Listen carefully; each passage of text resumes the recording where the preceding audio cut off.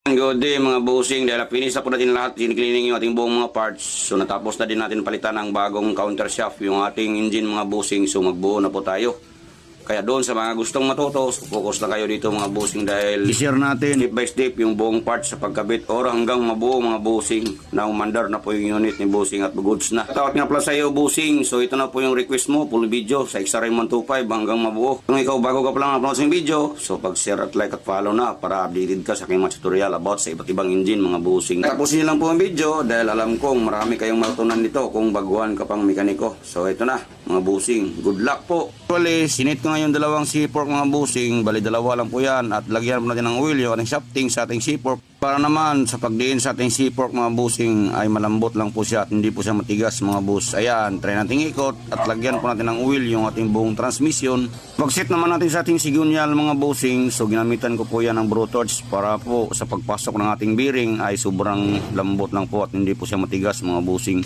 Actually, nagpalit po tayo ng dalawang side bearing dito dahil goods pa yung connecting run ng bossing. Next natin ito mga bossing, itong ating kick axle mga bossing at try natin ikot kung goods ba yung galawan sa ating transmission at siyempre dahil bago natin isalpak yung ating center case mga bossing at lagyan po natin ng oil na po smooth sa pag-ikot mga bossing at ito na po yung center case mga boss, so meron na po siyang gasket maker at itakip na po natin mga bossing. Ayan, tapos lagyan po natin ng mga tornilyo. Pas video natin itong mga pagkabit sa mga tornilyo mga bossing dahil napaka-basic lang po nito mga bossing, no? Ginamitan po natin yan ng impact tool mga bossing. Ayan. Tapos kabit na po natin yung ating timing chain mga bossing. Ayan. Tapos nalpak ko na din yung ating chain guide sa bandang itaas at mayroon po tayong lock dyan mga bossing at tornilyo, no? Para hindi po yan kumalas mga boss. Ayan. Next natin ito mga bossing, itong ating parang racket. Ang purpose nga pala dyan mga bossing para hindi po gumalaw yung ating sigunyal dahil ito banda sa ating center case magneto banda mga boss dahil maluwag na po yung bearing dyan para hindi po yan mag-vibrate mga bossing. So ito na, ginabit nyo na yung stick bearing at lagyan natin ng oil at itong ating starter gear mga boss.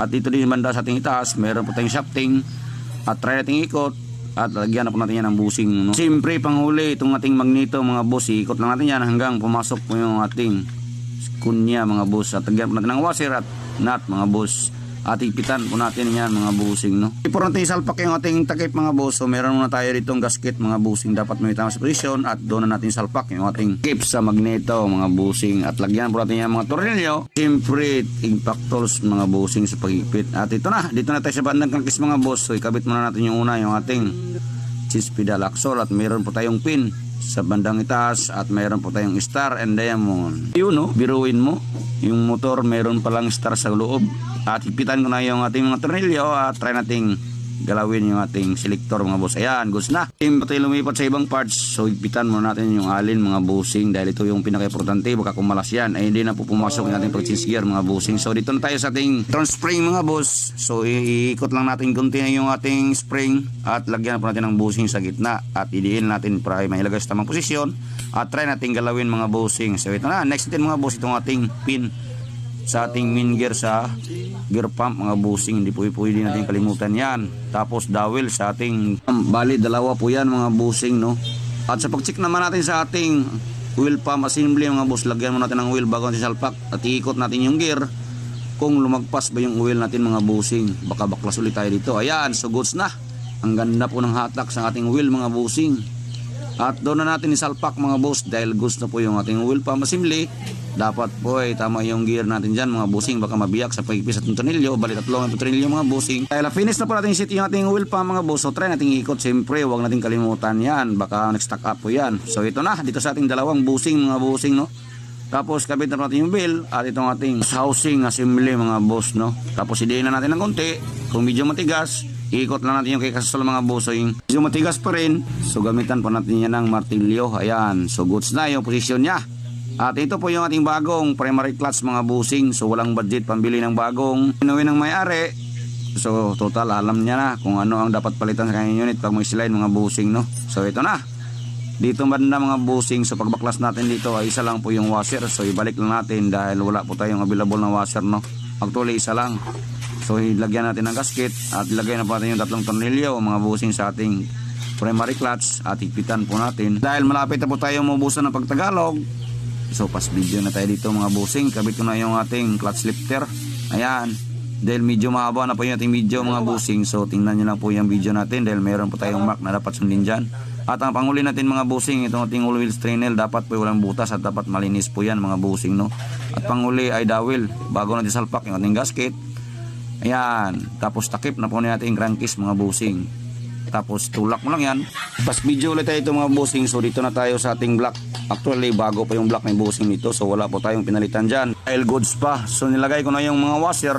At pati din yung ating mga nuts sa ating stud bolt mga busing. At inipitan ko na. At ang panghuli natin ito mga busing. Pag finish, pag-assemble sa ating unit or sa ating engine, itong ating top sa ating TDC top center mga busing. So ito na, salpak na po natin mga busing. So pas video na tayo dito dahil medyo mahaba na yung video natin. Ayan, matik na. So si kabahal nga pala yung kaharap natin mga busing, no. Dahil na-finish na po natin higpitan yung G-support mga boss. So meron tayong customer. Tatat nga pala sa iyo boss, kun tao to. So ihita sa atin. So kabit po natin yung ating so plug cap mga boss bago natin i-kickstart mga busing, no. At iyon natin yung ating susi.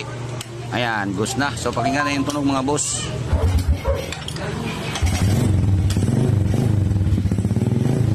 Ayan, so nakatahimik na po mga busing. Siyempre, panghuli natin mga boss. Ito natin sa tamang pag-tune mga boss, no? Dahil malakas yung minor. Ayan, tapos yung ating hangin mga busing.